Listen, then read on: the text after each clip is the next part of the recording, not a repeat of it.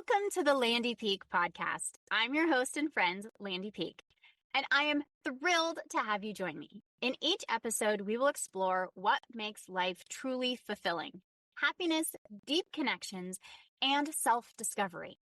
Together, we'll uncover that happiness is not a destination, but a way of living. Now, let's dive into today's episode.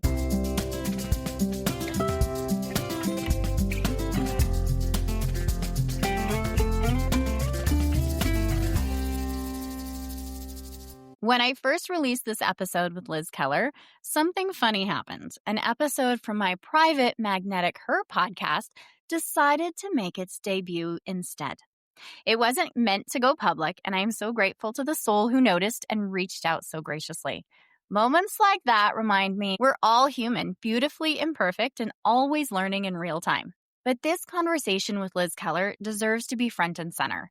Liz is a functional nutritionist with a deeply embodied, compassionate lens on women's midlife transitions, from hormones to nervous system healing to the quiet ways our bodies ask for more care. So today, we're doing what feels right, slowing down, realigning, and re-releasing this conversation the way it was meant to be shared. So let's begin. There's a season when the pace you've kept stops making sense. Today, we're meeting the tender middle, perimenopause, midlife, and the quiet power that comes from choosing your body's wisdom over everyone else's shoulds. Welcome back to the Landy Peek Podcast. I'm with registered nurse and wellness guide Liz Keller. We're talking signals, not flaws, data, not trauma, grace instead of all or nothing. This is your host and friend, Landy, and today we're exploring how to turn your symptoms into information, nourish in ways that stabilize energy, move with respect instead of punishment, and live in the gray when life refuses to be black and white. If your body's asking for a different rhythm, or if you're ready to trade pressure for presence, take a breath. You're in the right place. I'm so excited for today's guest. I want to welcome Liz Keller to the Landy Peek Podcast. Liz, welcome. And can you share a little bit about yourself so our listeners can get to know you? Absolutely. Thank you, Landy. I'm excited to be with everybody today. I am a newly minted 51-year-old mother of 3 children. I'm also a registered nurse and a pretty passionate person about health, fitness, wellness. And I've been on a bit of a journey as I've been going through this aging process and sort of rediscovering myself. And I'm all about, my favorite thing in the world is to connect with others.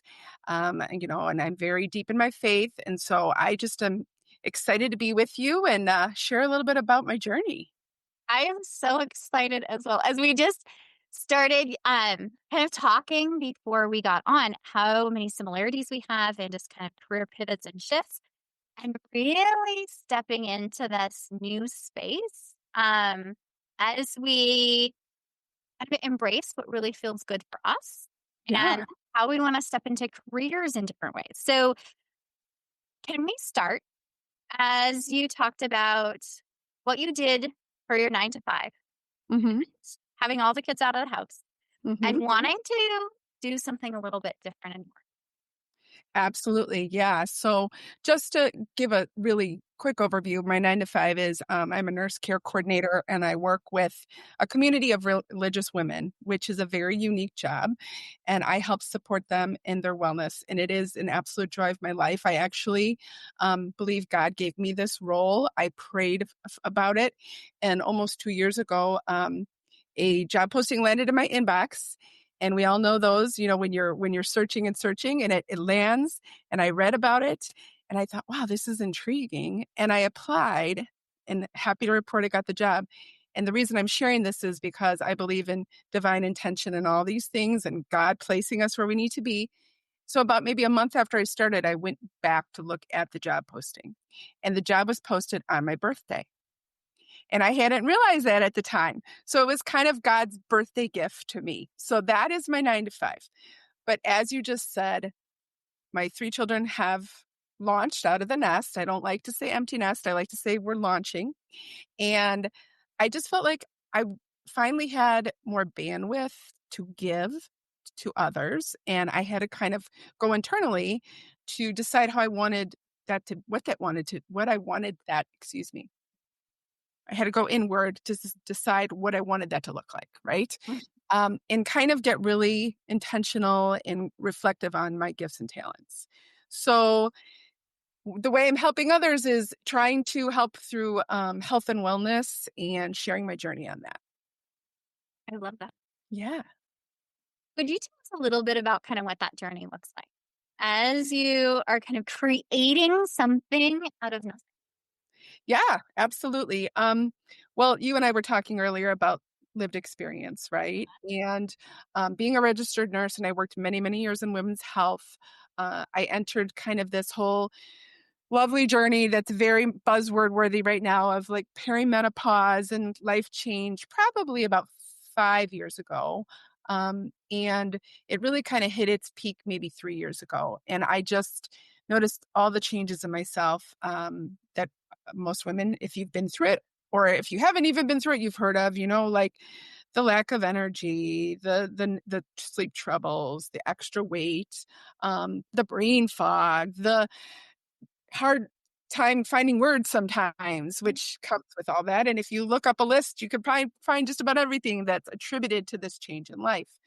And so, I kind of battled through it and was looking all around trying to find things. And then I don't know honestly, I think what happened was I turned 50 last year at the beginning of August. And I just kind of was like, you know what? I'm going to take control of what I can control, right? My mindset, what I nourish my body with, what I nourish my mind with, what I nourish my spirit with. And I did all of those things. And I'm happy to report that things improved for me. I started to feel better in my body. I experienced a weight loss. And I just feel like kind of a new woman. I'm not going to lie. So it was been super exciting. And through that, I realized that I want to help others with this journey. Mhm. Yeah, Yeah. Because it's a huge journey. it's a huge journey. I am Yeah. right in the thick of perimenopause, where, as you describe symptoms like yes, yes, yes, and yes, right?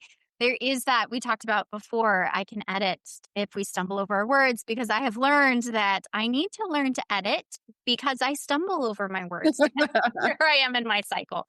And there is that brain fog. And I have talked before on the podcast around what my journey and how I have supported myself. And I love talking to other women because we have that, yes, we're not alone. You and I connected right away around that. And you found ways to really support yourself and are now turning those into ways to help others. Can you talk a little bit about what your take on this is and how you're supported yourself and are supporting other women? Yeah, 100%. Well, first of all, let's be clear about how there's so much noise out there, right? If you go looking for ways, whether it be nutrition in perimenopause or symptom management in perimenopause or what's the best, and you're going to hear all these conflicting ways, right? Which is normal. So, I spent probably a couple years kind of weeding through that and jumping from this to that. And I'm a person where I admit I struggle a little bit with consistency, right? Um, I've been an athlete my whole life. I was a cross country athlete in college. I've always been very active. I actually did a triathlon 3 weeks ago.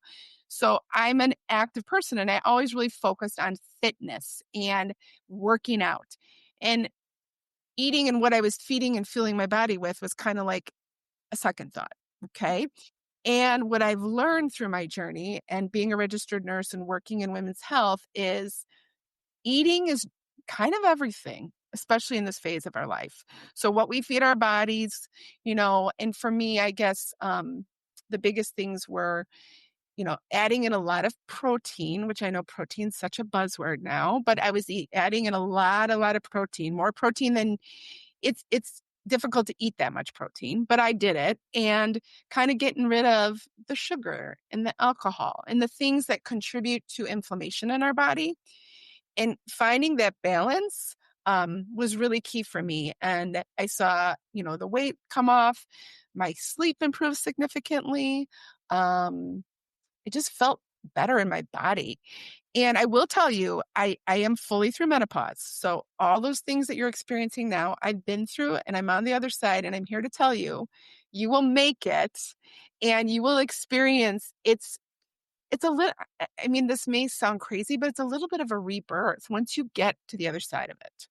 So yeah, so that's kind of, you know, what I did. And the other thing I realized because of my history of having a challenge with consistency, and I think the reason I struggled is it was always an all or nothing for me. So I was 100 million% in it, or I just lit it all on fire and burned it down and was like, I'm not doing this anymore. Right.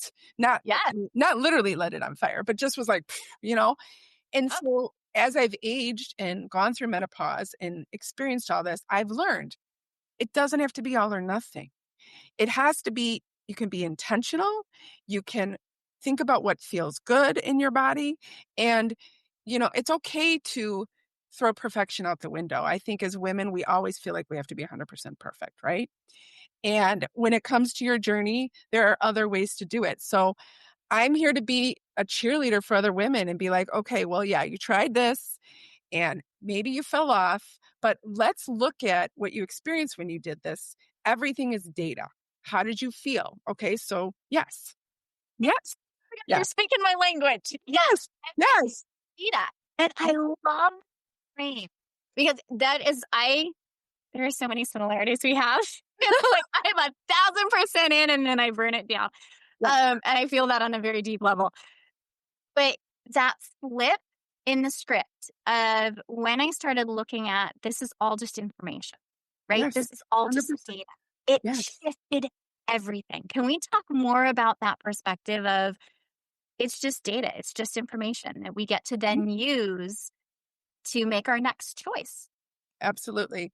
Yeah, I think where it happened for me is when starting in January of this year, I really got very intentional and I was I was being pretty strict about what I was eating and I started to feel very restrictive and kind of triggering to me.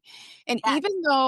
even though I had great success in the way that I was eating, it just I had to stop and pause and be like, okay, this is not going to be something I can do for the rest of my life. It's just too strict. And so then I thought, okay, well, I know I know what makes me feel good, but life happens, right? You know, I've turned 51 on August 3rd and I had all the sweets and I did all the things and I had a glass of champagne and toasted my birthday, but then I felt kind of crummy, I'm not going to lie. So I was like, okay, well, that's data. I know that I put this in my body and maybe I didn't sleep great. And so now I can be like, okay, well, then I'm going to just back off of that. I'm going to get really intentional about what I eat, what I feed my body. And I started to feel better. So life happens. You can't expect to do, one thing for the rest of your life. It's just not sustainable. So the everything is data part is noticing when something doesn't feel right, whether it's something you eat or let's take it even to like relationships and interactions, right? We can't always control the people that we interact with on a daily basis, whether it be a family member or a coworker or someone you run into out and about. But, like you still have to live that life. You still have to be around those people. So it's just, I don't know, it's just going inward and being like, how does this feel? And what do I want to do next time? And how do I want to change things? And giving yourself permission to do that. Huge is even Mhm. when you bring it back to how we're looking at relationships, all the Mhm. different things. It's not just food that we're putting into our body and seeing how it makes us feel because midlife foods that were okay are not necessarily making us feel okay anymore. And that's Right. been a huge shift in its data. And I'm taking it in and then get to choose what I want to do with it, backing off on some things, bringing in Yeah. others. Yes. But I love how you do it around relationships. Mhm. That this is still data and we get to tune in. How does this interaction make me feel? What are my options for doing something differently? And that we have choice. Because I think that is one of the key things that looking at things as it's just information, it's just data, Right. gave me was a sense of choice over it. I had power in, okay, here's the data. Now I get to choose instead of feeling powerless in, I'm trapped in this situation. I can't figure out how to get out, like whether it's weight or hormones or relationships or work or whatever it is. Mhm. We start looking at the data. We Right. then get to make choices, and that gives us power. Absolutely. And you brought up such a good point about that feeling of power or empowerment around, maybe the old me 20 years ago, I would have put so much more weight into what this person said to me or how even they looked at me or, I see something on social media and I get triggered by it. Now, I think with age and with experience, you can flip the script on it and you can be like, okay, this is a really uncomfortable interaction, but I have to get through it. And then after that, I can choose how the next interaction goes, or I can draw a boundary, you know? And I think that's something I've just realized as I've entered my fifth decade of life. Like you don't, you can make the choice. Choice is so powerful, right? Really, yes. And you can make the choice. Yes, And absolutely. I'm so glad you highlighted this shift in that as we age, we are having a different ability to separate us from what others think and say and feel. Yeah. That just because they have a reaction to what we're doing or say something that, feels hurtful or judgmental really doesn't mean anything about us.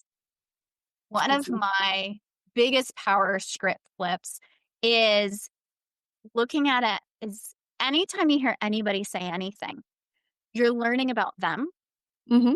You already know you.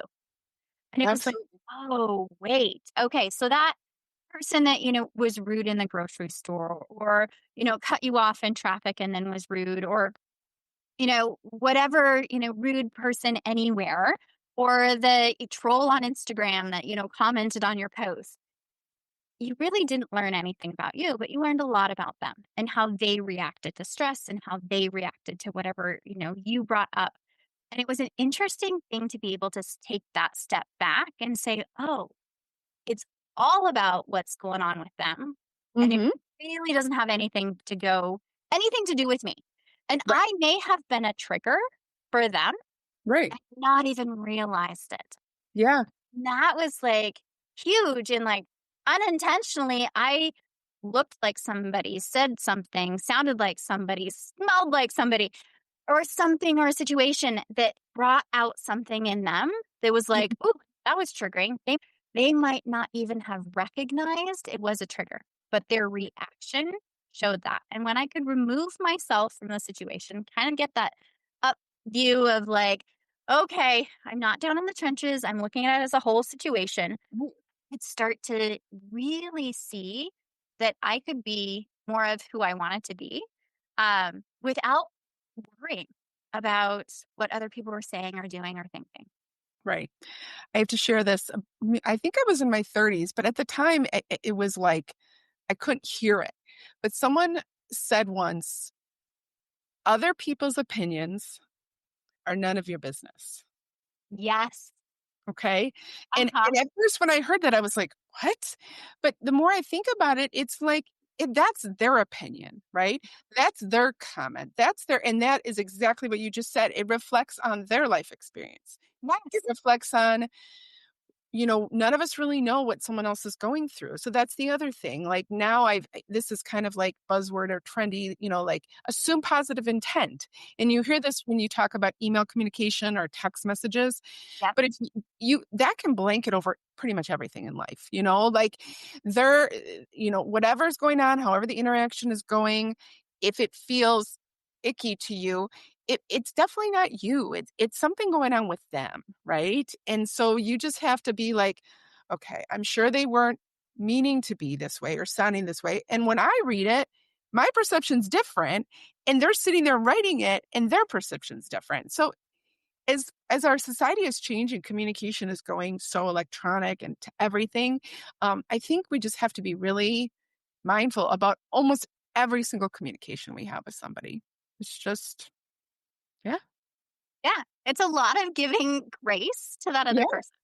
Because, absolutely. I mean, knowing just in myself as I'm in perimenopause. And yesterday just happened to be one of those kind of snappier days where I wasn't intending, like in my head, I wasn't snappy. But as I was trying to get my kids ready for school and like out the door, both of my kids are like, Mom, I'm doing it. Why are you just yelling at me? And I was like, I'm not intending to yell. Like, this isn't in my head. I'm not yelling. Right. There are times where, we're rushed, we're stressed, we have hormone fluctuations, we have shit going on in our lives that we're not sharing with anybody. And we're still trying to show up as a professional, as a mom, as a, whatever. And we don't know everybody's story. And we don't know, what came up. And we don't know if there was a fight that morning, between them and their kiddos to put on the shoes, or if they heard about a death in the family. Right. And so when we experience someone that feels not a good experience to us, giving them grace because we don't know what's going on in their life, Right. being able to separate ourselves from like, okay, and owning ourselves too. I definitely apologize to my kids. It's like, whoa, that's not intentional. I will Right. watch, kind of hear my tone. But sometimes we don't always hear tone in our own voice. And so Right. knowing that sometimes other people don't always hear tone in their own voice. Exactly. Exactly. And the same thing goes with, email or text communication, right? You don't know. That's even more of a mystery because you can just pick up on tone of voice or body language or any of that stuff. Yeah. So it's just goes back to how we started, everything is data, right? So everything is data. And then the other thing that I kind of with my drive and want to help other women through this mysterious, crazy part of our lives is, like I mentioned earlier, getting away from all or nothing approaches and giving yourself permission to just do what you can do in that moment and then step back and reflect on it. One of the things that came up, it's kind of funny, and I'll share this, maybe later, but I went through a gray hair transition. That was another part of aging for me. So in 2020, I stopped coloring my hair because I've been getting gray since I was 18 years old. And so I thought, I'm done, right? And embracing that has really also been part of transition. And I'm not saying it's right for everybody. You have to be there. But when I think about my gray hair and gray transition, I have an Instagram account called Gray on Purpose. And it's because I made an intentional decision to let my hair go gray. And it was a whole journey. And now I'm drawing a parallel to kind of this concept of living in the gray. Like, it doesn't have to be black or white. It doesn't have to be all or nothing. There's an in between. And that's the hardest, most uncomfortable place to be. But it's also like the sweetest place to be because you can allow yourself grace there. So, yeah. About that in the middle space where Yeah. it is uncomfortable, but you talked about it's the sweetest space to be. Talk about that, because I think we all feel the discomfort and that balancing act. Yeah. It's, you hear it all the time, like the messy middle, right? So like midlife, right? We're in between for me right now. I have my kids have flown the nest, so my role is completely transformed. And I have parents that are aging, so I'm kind of in the middle of all these things. Um, and it's hard to be in the middle, but at the same time, when you can keep yourself grounded in the middle and you kind of have all these feelings going on around you and you make it through and you're like, wow, I did that. Like it feels good. And pushing through the discomfort is like growth, right? So the other thing is, growth, being in a mindset of growth that, yes, I don't like the way this feels. My body doesn't feel right. I don't feel this or that. And then all of a sudden, just kind of being with it for a minute, reflecting on what's going on, how it's making you feel, and then just kind of going from there. So like there is beauty in it. There's beauty. And I think a lot of the beauty comes from me because I know you just shared the story about your kids and being in that moment of you have all these people dependent on you, and when that shifted for me, I went through grief, right? Because I wasn't doing all those things anymore. Um, but at the same time, and it's like waves on the ocean, right? It can be wavy, it can be calm. At the same time, I was like, you know what? This is pretty amazing because can do what I want to do. I can make choices for me and put myself up a little bit higher on the list, which I didn't do for many years. But it's not that I neglected myself. It's just that there were so many other things I had to take care of. So kind of celebrating that. It's all part of the transition. And like I said, I'm on the other side of it coming to you from this side of it. You're still on that side of it. But Right. it is beautiful. That's what I mean. It is beautiful when you can get through all that middle stuff. I guess we hope. I needed to hear that. But Yeah. it is well, neither. It does end. This chaos will shift. And right now, that whole not taking care of anyone sounds glorious. But my kids are still young. So I am really in the thick of not diapers, which is good. Like we're past, we can now, go to the bathroom by ourselves, make snacks if we need to. We're a higher level, but there's still a lot of to dos. Yes. So I really appreciate that kind Yeah, of in absolutely. through this and everything that's going on body wise. We'll get through this because sometimes when you're in the middle, it feels like there is no end. It's like, oh my gosh, how am I gonna survive this? Yeah, for sure. And middle means so many different things, at every different phase of your life, right? So, the middle that you're in now, not going to lie, when I dropped my daughter off at college a week ago, I drove home and I wasn't crying because she's a second year student. So last year I cried a lot.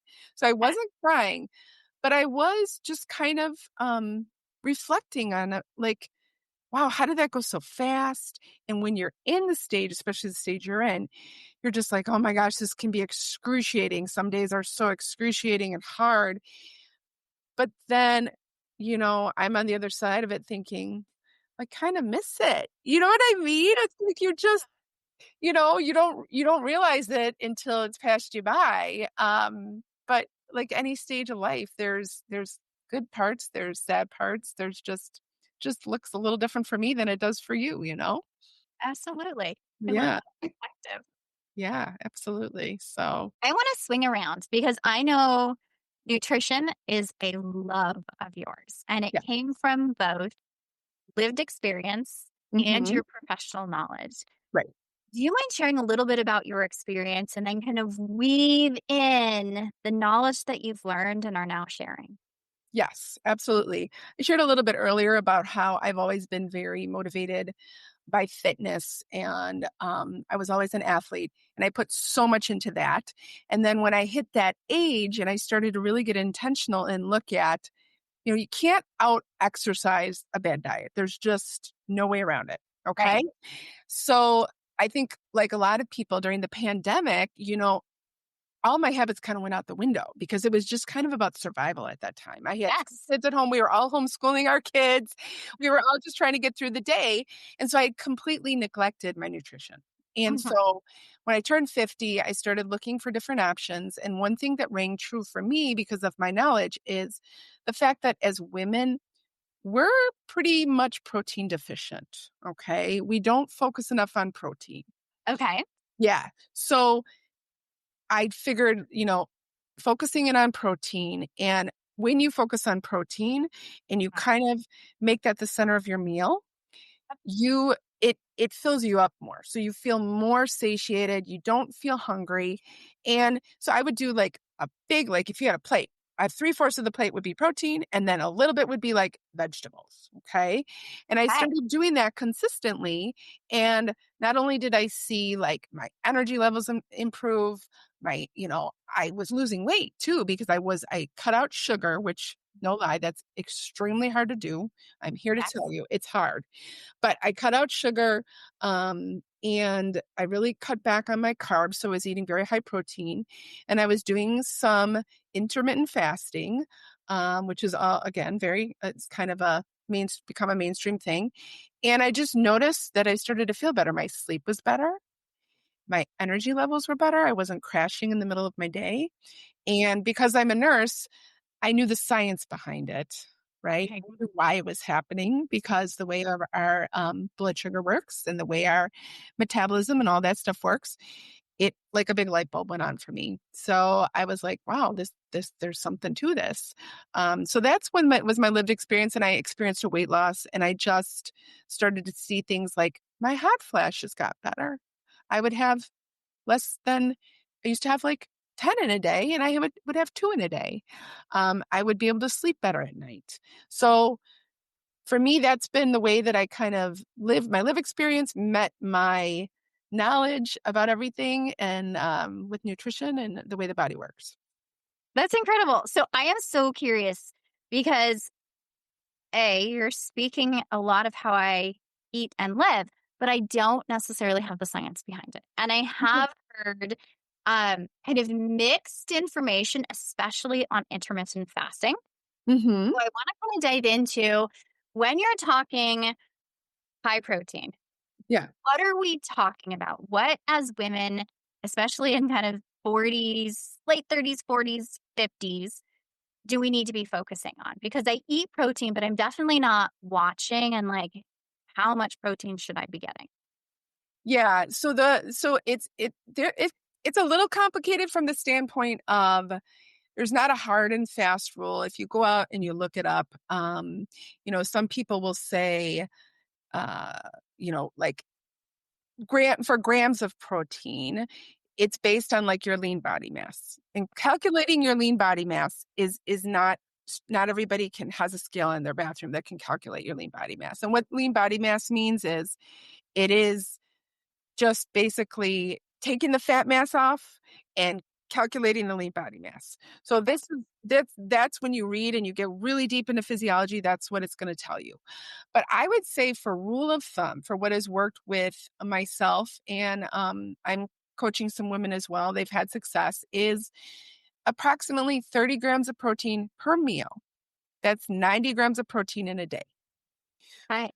which is a lot. Okay. Yeah. And you're not, again, let's get back to the gray area of things and getting out of the all or nothing approach.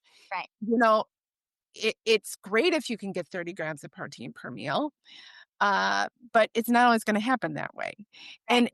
And it varies person to person, and it varies on, if someone has a lot of weight to lose, they may eat a little differently than someone who doesn't. Mhm.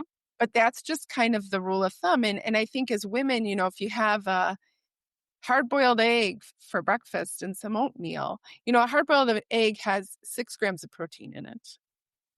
Okay. Wow. Yeah. Yeah. Versus like, if you're going to have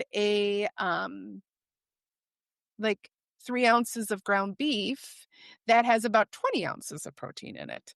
So, it's just, I think the way that we think about protein, it's not something that's mainstream. So you Mhm. look at things. And the other thing that's been really big for me is that I've gotten away from eating anything that comes in a package. So I don't eat protein bars. I don't Uh-huh. drink protein shakes. I eat real food. Okay. So it's what's worked for me. So yeah. And it makes sense. And I'm glad you brought up that you're not getting your protein from the bars and the protein shakes and things like that. That it is real food. So can you share a little bit about what that could look like for real food that we're bringing in? Because I think so much of what, especially moms on the go and Hmm. business humans on the go, are eating is a lot of packaged stuff because it's on the go. So Right. as we shift and start thinking, okay, we're getting in 90 grams of protein a day, what could that actually look like? Yeah. I mean, it can look a lot of different ways, but I think the number one thing that I would say is it you have to be intentional. You know what I mean? You have to like plan your stuff. So for example, on Sundays, I do, prep food. So what I'll make is I made a bunch of chicken breasts. I grilled them. And, you can cut up chicken breasts, throw them in a salad.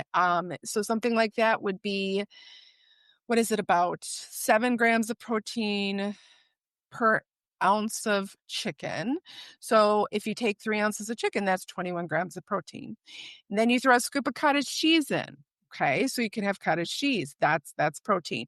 For breakfast, I do eggs. You get sick of eggs after a while, but I do eggs. I eat a lot of hard boiled eggs. If you like tuna fish, you can have tuna fish. Um, eat a lot of burgers. But it is hard too, especially people who are, like you said, working professionals, moms. It is hard to not go for the box, the package, that sort of thing. So again, you can't be perfect 100% of the time. But if you can get yourself from where you are to just a little bit better each day, my biggest recommendation would be to start. Unlike when I was doing fasting, I still ate breakfast. So my fasting looked like flipping it around. I would have breakfast, and if I was going to have a lunch and a dinner, I would try to stop eating earlier in the day. So Okay. up in like 3, 4, 5 o'clock last meal. Okay. Versus when people do intermittent fasting, they skip breakfast. Not everybody, but that's what the traditional way is. But if you start your morning with a breakfast that is high in protein, you will not experience that like mid-morning afternoon slump because if you, I don't, it's hard to explain, but it has to do with your blood sugar. So, let me go back there. So if you would start with a high protein breakfast, your blood sugar is going to be level for more of the day versus, if you eat something for your first meal of the day, say around 11 or 12, and you don't have enough protein in it and say it's more of a carb heavy meal, Yeah. your blood sugar is going to crash and then you're going to feel pretty crummy. So the key is starting the day off with a lot of protein so that you feel full and you don't feel like you're ravished and you need to eat something by 10:30 because you're so hungry. Right. Yeah. Which makes sense. Right. So Right. can we geek out a little bit on like intermittent fasting? Because I Yeah. have heard intermittent fasting amazing for those in perimenopause, and intermittent fasting, it's going to tank your system and it's horrible at this time of life. Can you speak to that and then what we should be thinking and doing? Yeah. And mind you, I am a registered nurse, so I do have some knowledge on this. I also have a certificate from the Integrative Institute of Nutrition, so I did do certification. But you know, you just mentioned those two different schools of thought, right? And let's be real. Every single thing that you see flashing across the screen or on social media, everybody's going to have an opinion. But I Right. think we have to really think about what works best for the individual. Okay. Okay. So for me, when I would try to do intermittent fasting and I would not eat till say 11 or 12 o'clock, I was always a morning exerciser.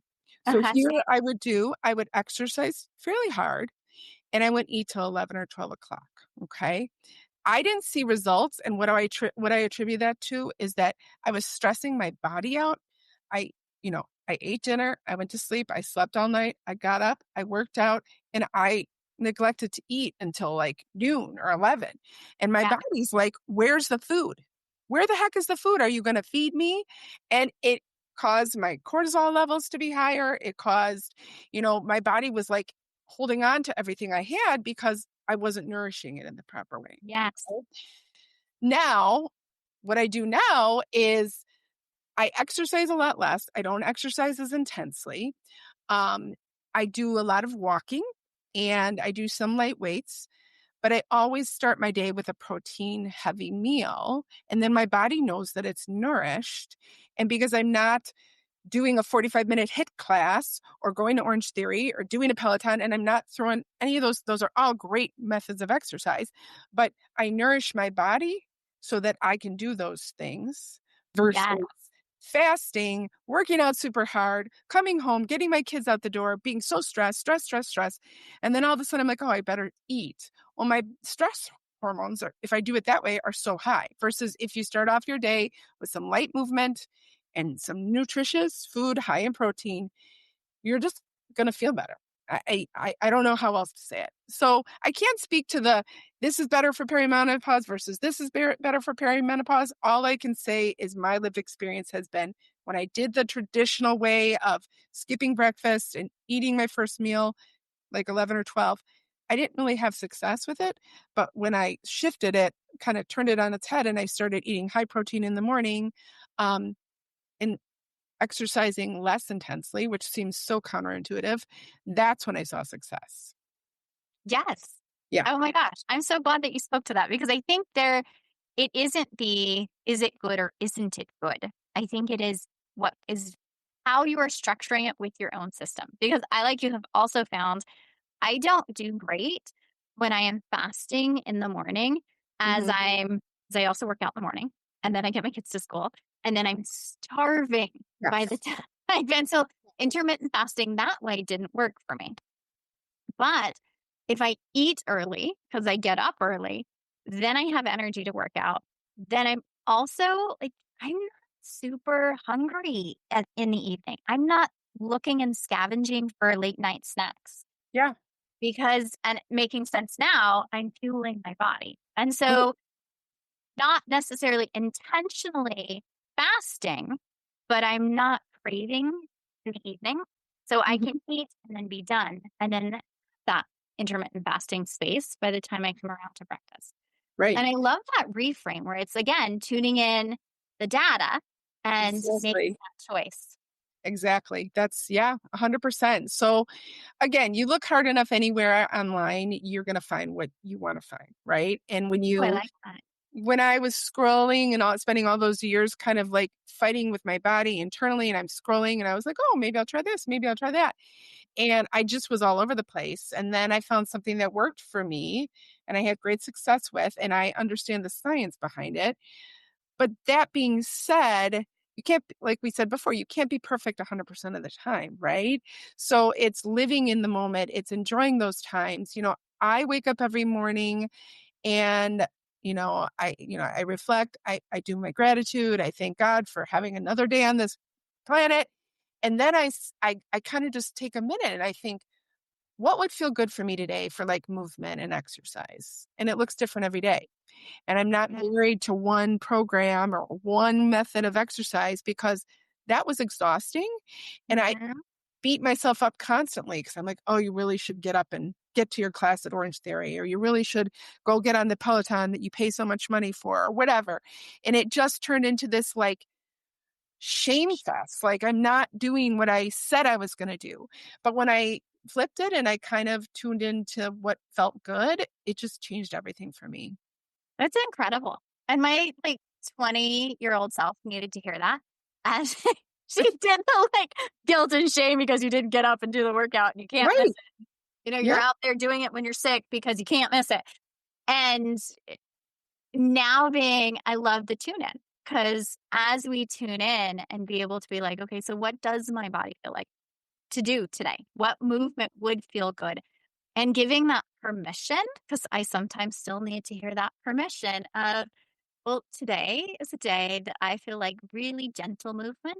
And so even though I plan to go for, the long run, today's the day I'm not going to do that. Today's the day Yeah. I'm being a lot more gentle. And I needed to hear that permission. And I'm sure there's other humans out Oh, there that's like, we need that reminder that oh yeah. Absolutely. following that system, and I think it's really important as I've done research and you were sharing how we need to shift how we're working out right now because Mhm. it's not the hardcore push, push, push that is Right. actually helping us see the health benefits that we want. Right. Right. It is a softer way because I was doing the cortisol spike because I was Mhm. stressing out my body by, doing my CrossFit and there's nothing wrong with that. Right. But as I tuned into my system in midlife versus in my 20s, it needed a different way to exercise. Absolutely. Absolutely. And that's a huge realization in itself, right? That you don't have to really beat yourself up, nor should you, because the fact is that your body's already out of whack with all this hormonal stuff and you're just throwing more gasoline on the fire when you're doing all this intense exercise and your body's just trying to figure out what's going on. So I think that there's so many things that kind of come together with like giving yourself permission and not shaming yourself. I made a reel not too long ago on Instagram and I said, stop shoulding all over yourself, right? Yes. Because we're all like, and you said it earlier, I should do this, I should do that, I should do this. And it's exhausting. It's Yes. exhausting. So it's like, stop. just do what feels good. Do Right. what feels good. Do what you have the capacity for. 10 minutes of, lifting weights or walking around the block or whatever the case may be is better than not doing it, right? Yes. And So that's it's such a huge thing, is yeah, giving absolutely. yourself permission to start to move. Yeah, I have, and I wish I could remember which, it was a podcast guest, so which guest had said it, but one of the beautiful humans on had said, if it's a should, it's a story. And I was like, no, love that's so good. I know. So now I have to go back and like, who said that? But as you were shitting all over it, I'm like, oh my gosh, if it's a should, it's a story. Um, and now I just have to, it'll drive me crazy until I go back and Yeah, figure out who we'll go actually through said it. that so I can give due credit. But I think that's so powerful Yeah, in yeah, that giving ourselves the permission, looking at the data that's working for ourselves, right. and, letting go of the shame game so Yeah, that we can really huge. tune into what we need, not what social media needs and what they're telling us to do. Because you're Right, right, we can find the stories that back up what we want, right, but that doesn't mean just because, intermittent fasting is the thing to do for perimenopause, that that is going to work for us in the way right. that it's structured and set. And so those tweaks in that data is key.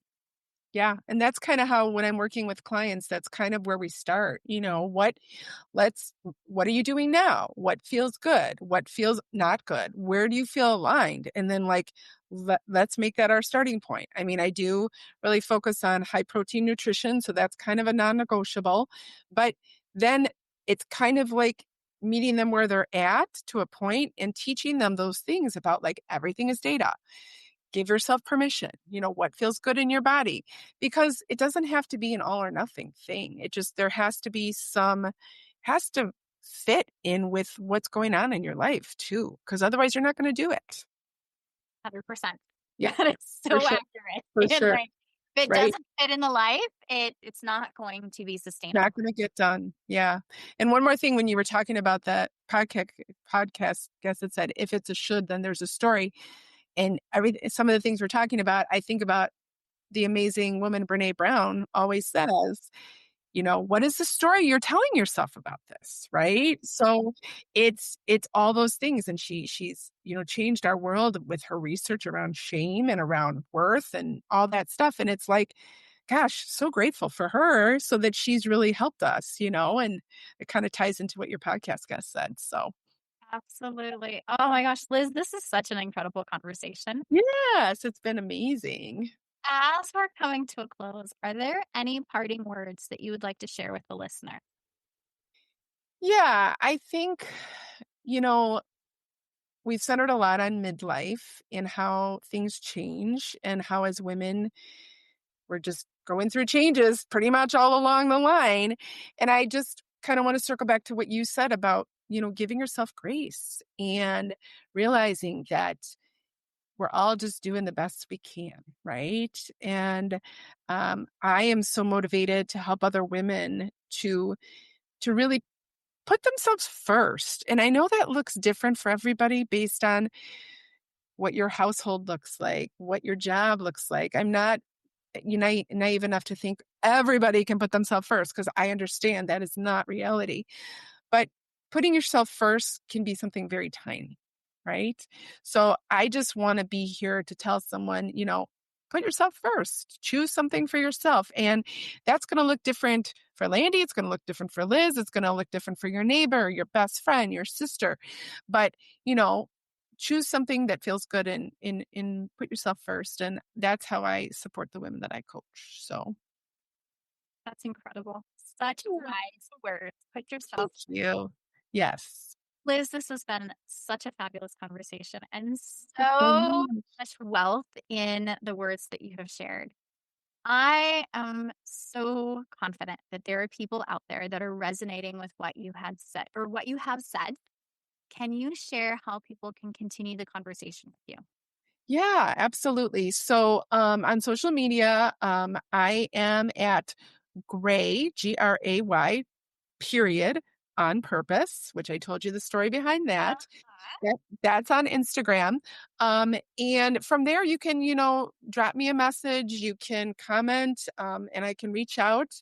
I'm also on Facebook, and Facebook is Liz Pfeiffer Keller, which is my full name. I'm sure you'll put that in the show notes.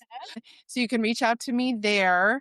And so those are the main ways to find me. And I'm happy to continue the conversation, talk to you, hop on a call with you to find out if working with me would be a good fit. If you reach out to me on socials, I will definitely get back to you on that stuff. Perfect. Thank you so much, Liz. Yeah. Thank you, Landy, for having me. It's been such a joy talking with you. What an incredible conversation. Liz, thank you for meeting us in the middle with honesty, science, and so much grace. I want to thank you for listening. Carry these words into your week. Everything is data. Use it to choose, not to judge. Consistency can be kind, using small, steady beats instead of all or nothing thinking. Your nervous system believes what you practice. Offer it those moments of safety.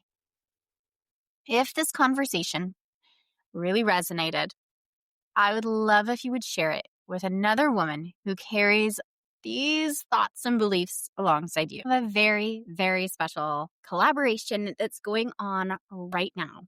Launching today, September 29th, 2025. And I have brought together 28 experts from around the globe to support you. So here's what it is. Our collaboration is called The Village. And inside The Village, you receive paid offers for free, complimentary from each of these incredible experts. We have gifts ranging from $17 to $297. These are valuable resources from everything focusing on exercise, intimacy, energy, spirituality, midlife, menopause, business, money. We have it inside The Village. And I love to offer you the opportunity to step inside and receive the gifts that you need most right now. You can hop on over into The Village at landypeek.com/join the village. The link is also down in the show notes. The Village is only open until October 21st, 2025. A limited time where you can receive these incredible offers from experts complimentary. I would also love if you would leave a review, as your words will change other women's lives. I want to thank you so much for being here. You are smart and kind and generous and so fantastic. And you are changing the world by just being you, being in it. And I'm so grateful to have you in my life. I love you and I like you. And I wish you all the happiness that today can bring. We'll talk to you on the next episode. Hey, before you go, just a little bit of legal. This podcast is designed for educational purposes only. It is not to replace any expert advice from your doctors, therapists, coaches, or any other professional that you would work with. It's just a chat with a friend, me, where we get curious about ideas, thoughts, and things that are going on in our lives. And as we're talking about friends, if you know someone who would benefit from the conversation today, please share. Because I think the more that we open up these conversations, the more benefit we all get. So until next time, give yourself a big hug from me and stay curious, because that's the fun in this world.